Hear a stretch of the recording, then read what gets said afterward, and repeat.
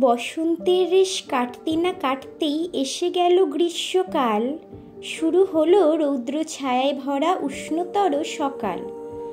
দুপুর হতেই চারিদিক জুড়ে খা খা করে রোদ। মনে হয় প্রকৃতি উত্তাপের মাধ্যমেই নিচ্ছে প্রতিশোধ।